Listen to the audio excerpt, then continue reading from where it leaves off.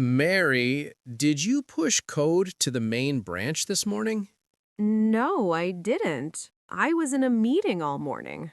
That's strange.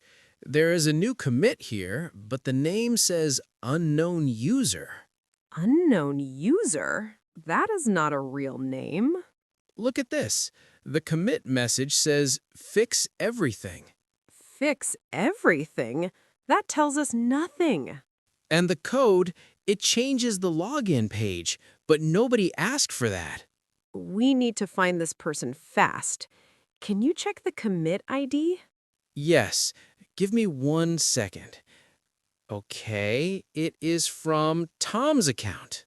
Tom? But Tom is on vacation this week. Wait, Tom's laptop is still here, on his desk. Oh no. Someone used his computer.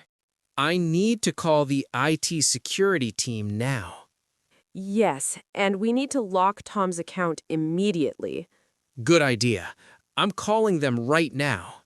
Next time, everyone locks the screen before they leave. Agreed. Lesson learned.